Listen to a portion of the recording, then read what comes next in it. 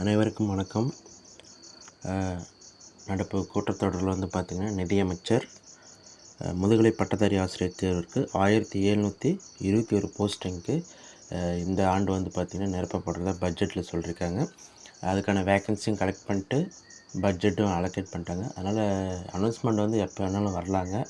ஒரு தேர்வுக்கு பார்த்திங்கன்னா குறைஞ்சபட்சம் ஒரு 6 மாதங்களாச்சும் கண்டிப்பாக தேவைங்க. முழு 6 மாதங்கள் கண்டிப்பாக தேவை.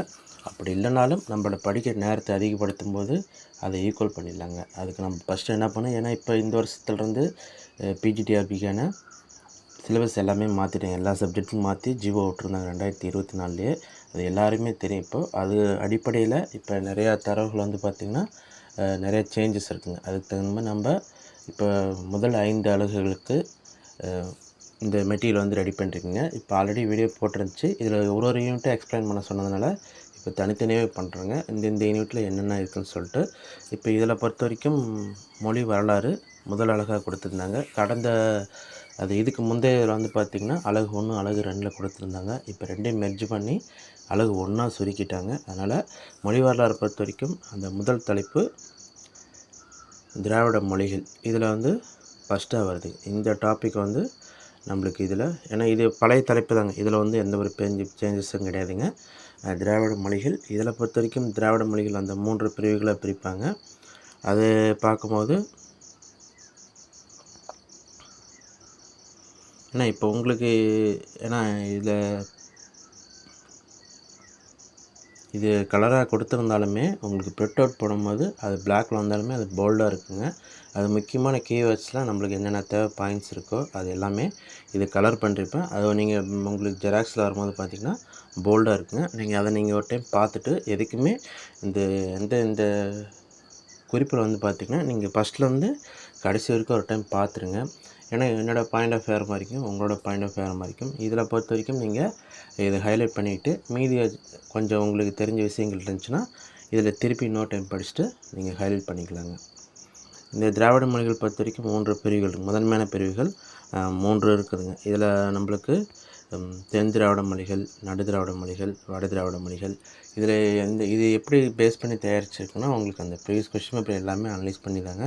அதே மாதிரி ரெஃபரன்ஸ் புக்கும் நிறைய பார்த்து தான் இது பண்ணுறீங்க. இந்த எந்தெந்த புக்கை படிக்கிறதுன்னு சொல்லிட்டு அந்த லிஸ்ட்டும் ஒரு வீடியோ போட்டிருப்பேன். அதை பேஸ் பண்ணி தான் இது எடுத்துருக்குங்க உங்களுக்கு.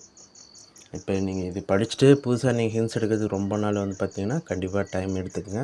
அது மாதிரி இதில் பார்த்திங்கன்னா உங்களுக்கு ஹெல்ப் பண்ணுங்கோசரமே இப்போ உங்களுக்கு தேவையான செய்திகள் எல்லாமே உங்களுக்கு அழகாக கொடுத்துருக்கும். இதில் பொறுத்த வரைக்கும் திராவிட மொழிகள், அதை பேசக்கூடிய பகுதிகள் எவ்வளோ பேசுகிறாங்க, எந்தெந்த அறிஞர்கள் ஆராய்ச்சி செஞ்சுருக்காங்க, இலக்கணம் எழுதியிருக்கிறாங்க, இது மாதிரி அந்த விரிவான தகவல் தாங்க இந்த அலகுகளை பொறுத்த வரைக்கும் கேட்டுட்ருக்காங்க. அதே மாதிரி தென் திராவிட மொழிகள் எது வரும், நடு திராவிட மொழிகள் எது வரும், வட திராவிட மொழிகள் பற்றி ரொம்ப ஈஸியாக தாங்க இருக்குது. நம்மளுக்கு அந்த குருக், மால்டோ, பிராகு அந்த 3 மட்டும்தான் இருக்கும்.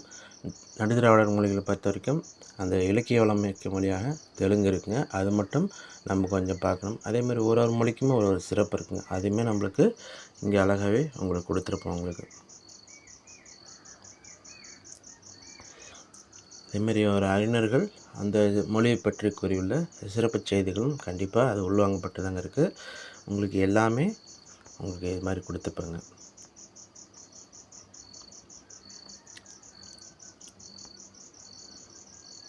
இதுலேயுமே ஒரு சில இது பார்த்திங்கன்னா ஹைலைட் பண்ணிங்க. இது உங்களுக்கு ரொம்ப எமர்ஜென்சி, எனக்கு படிக்கிறதுக்கு டைம் கிடையாது, எனக்கு வேலைக்கு போயிட்டு தான். ஏன்னா பெரும்பாலான நண்பர்கள் கண்டிப்பாக ஃபுல் டைம் படிக்க மாட்டாங்க. அவங்க வேலைக்கு போயிட்டு சைடாக தாங்க படிச்சுட்ருக்காங்க. இருந்தாலும் அது ஒரு நல்ல விஷயந்தான்.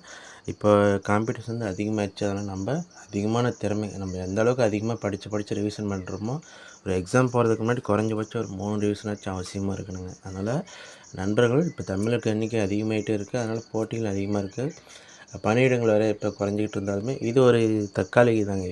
இப்போ இன்னுமே நோட்டிஃபிகேஷன் விடும்போது அதிகப்படுத்துவாங்க, போஸ்டிங் போடும்போதும் இன்க்ரீஸ் பண்ணுவாங்க. அதனால் இந்த எண்ணிக்கை வருதுன்னு மட்டும் எக்ஸாம் வருதுன்னு சொல்லிட்டு நீங்கள் ஒரு சந்தோஷமான செய்தியில் இது கொஞ்சம் நீங்கள் பார்த்துக்கிறது நல்லதுங்க.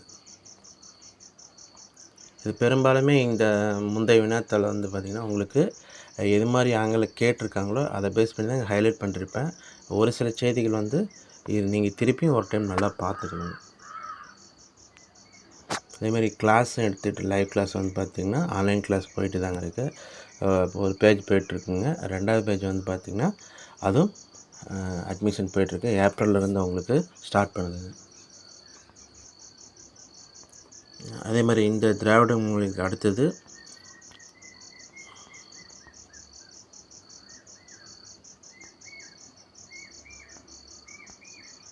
தமிழ் மொழியின் தொன்மைங்க. தமிழ் மொழியின் தொன்மை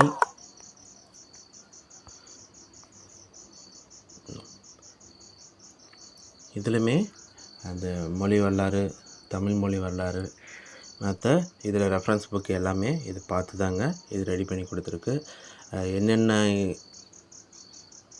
பொருள் வந்து பார்த்திங்கன்னா, அதாவது இப்போ வாணிப உறவு இதில் எங்கெங்கே வந்து பார்த்திங்கன்னா வணிகம் செஞ்சாங்க, அந்த எந்த காலகட்டத்தில், இது எல்லா சிறப்புமே உங்களுக்கு தொகுத்தே கொடுத்துருக்குங்க. எதனால் பழமையான சொல்கிறோம், அதற்கான சான்றுகள் என்ன, இந்த பொருண்மையில் இந்த பகுதி தரப்பட்டிருக்குங்க. அதே மாதிரி பழமையை நிரூபிப்பதற்கு தேவையான கல்வெட்டுக்கள், ஏன்னா முக்கியமாக ஒரு இது மொழிக்கு வந்து பார்த்திங்கன்னா அந்த எளிதில் அழியக்கூடிய அதை இப்போ நம்மளுக்கு சுவடிகளாக இருக்கட்டும் நூல்களாக இருக்கும் எளிதாக அழிஞ்சிருங்க. நம்மளுக்கு நீண்ட கால ஒரு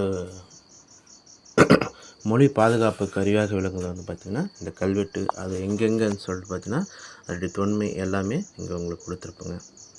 அதற்கடுத்து தமிழ் மொழியின் தனித்தன்மை, இது நம்மளுக்கு எதனால் நம்மளுக்கு தமிழ் மொழி தனித்தன்மையாக எந்தெந்த கூறுகளால் இது தனித்தன்மையாக இருக்குதுன்னு சொல்லிட்டு அதுவும் கொடுத்துருப்போம்.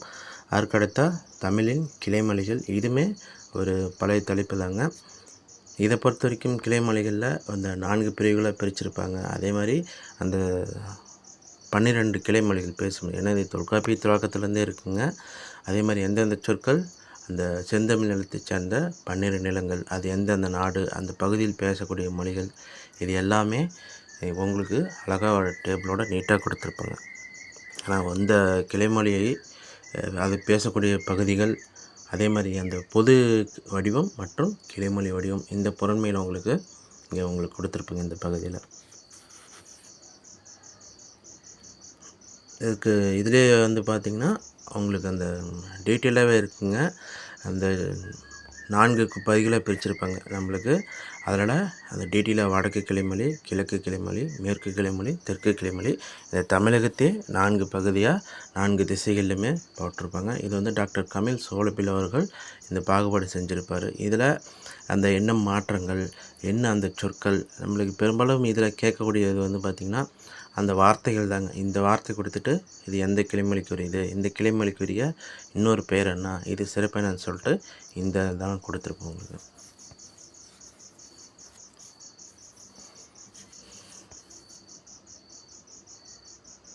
எந்தெந்த பகுதியில் எந்தெந்த சொற்கள், நம்மளுக்கு அந்த குறிப்பிட்ட சொற்கள் புரியினாலுமே அது நம்மளுக்கு எந்த பகுதியில், வடக்கு கிளைமொழியா, தெற்கு கிளைமொழியா, மேற்கு கிளைமொழியா, கிழக்கு கிளைமொழியா, அல்லது இது கன்னியாகுமரி தமிழா, மதுரை தமிழா, செட்டிநாட்டு தமிழா, மீனவர் தமிழா, இது ஏன்னா இது தொழில் அடிப்படையிலையும் பிரிச்சிருப்பாங்க, சமூக அடிப்படையிலையும் பிரிச்சிருப்பாங்க. அதனால் எந்தெந்த சொற்கள் அப்படின்னு சொல்லிட்டு இந்த ஆங்கிளில் மட்டும் இதில் பார்த்தா போதுமானதுங்க. அதுக்கு தகுந்த மாதிரி உங்களுக்கு கொடுத்துருப்பாங்க.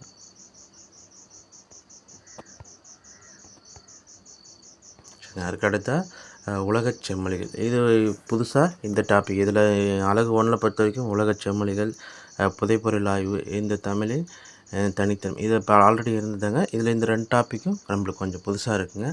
அதில் எந்தெந்த உலகச் செம்மொழிகள் அங்கீகாரம் பெற்ற மொழிகள், அது எப்பிலிருந்து தொன்மையாக இருக்குது, அதில் என்ன நூல்கள், அதில் சிறந்த அறிஞர்கள், இந்த பொறுமையில் மட்டும் இதில் நம்ம கொடுத்துருப்பாங்க. அது மாதிரி தான் அவங்கள எக்ஸாம் கேட்பாங்க. அதே மாதிரி இந்திய செம்மொழிகள் பொறுத்த வரைக்கும் முதல் செம்மொழி அந்தஸ்து பெற்ற அந்த தமிழினுக்கு வந்து பார்த்திங்கன்னா என்னென்ன மொழி தகுதி கோட்பாடுகள் இருக்குது, எதன் அடிப்படையில் இது செம்மொழி அந்தஸ்தை அறிவிக்கிறாங்க, அதே மாதிரி எந்தெந்த மொழிகள்லாம் இது பெற்றுச்சுன்னு சொல்லிட்டு இங்கே உங்களுக்கும் டேபிளோடு கொடுத்துருப்பாங்க. முதல்ல தமிழ் தாங்க 2004 செம்மொழி அந்தஸ்தான பெற்ற முதல் இந்திய மொழியாக கருதப்படுகிறது. அதை ஒட்டி தான் பார்த்திங்கன்னா இந்த தமிழிலிருந்து பிரிந்த கிளை மொழிகளாக காணப்படக்கூடியது. இந்த மற்ற மொழிகள் எல்லாமே அங்கீகாரம் பெற்றாங்க. அதே மாதிரி எந்தெந்த மொழிகள் எந்த வருடம் எல்லாமே உங்களுக்கு அழகாக கொடுத்துருப்பாங்க. அதே மாதிரி அந்த செம்மொழி தகுதியான இந்த தொன்மையில் வந்து பார்த்திங்கன்னா தொன்மையானது, இதுக்கு தக்க சான்றுகள்னு சொல்லிட்டு அது விரிவாக எந்தெந்த நூல்கள் 41 நூல்கள் வந்து பயன்படுத்தப்பட்டது, அதனோட முழு விவரங்கள் வந்து பார்த்திங்கன்னா உங்களுக்கு கொடுத்துருப்பாங்க. அதே மாதிரி அந்த புதைபொருள் ஆய்வு பற்றிய செய்திகள், அது இந்திய அளவில், தமிழ்நாட்டு அளவில், அதே மாதிரி எந்தெந்த பகுதியில் இந்த புதைபொருள் ஆய்வு வந்து பார்த்திங்கன்னா நடைபெற்று வருகிறது, அதனுடைய முக்கிய சிறப்பம்சங்கள்னு சொல்லிட்டு எல்லாமே உங்களுக்கு இந்த கொடுத்துருப்பாங்க இதில். சரிங்க.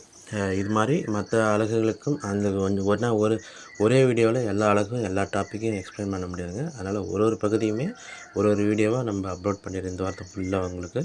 அது விருப்பப்படுறவங்க இந்த வீடியோ பார்த்துட்டு தேவைப்பட்டால் இந்த காண்டாக்ட் நம்பரே எனக்கு வந்து பார்த்தீங்கன்னா கீழே டிஸ்கிரிப்ஷனில் கொடுக்குறேன், காண்டாக்ட் பண்ணுறதுக்கு. நீங்கள் பண்ணிட்டீங்கன்னா உங்களுக்கு கொரியரில் வந்து பார்த்திங்கன்னா போடுங்க. உங்களுக்கு full address, pincode with phone நம்பரோட அனுப்பிச்சி விட்டிங்கன்னா அதிகபட்சம் 4 நாட்களில் உங்களுக்கான டெலிவரி அனுப்பி விட்ருங்க. இது கட்டணமாக வந்து பார்த்திங்கன்னா முதல்ல 5 அலகுகளுக்கு வந்து 2000 ரூபாய் வசூலிக்குதுங்க. இதில் வந்து கட்டண சலுகை கண்டிப்பாக இருக்குதுங்க. இதில் மாற்றுத்திறனாளிகள்,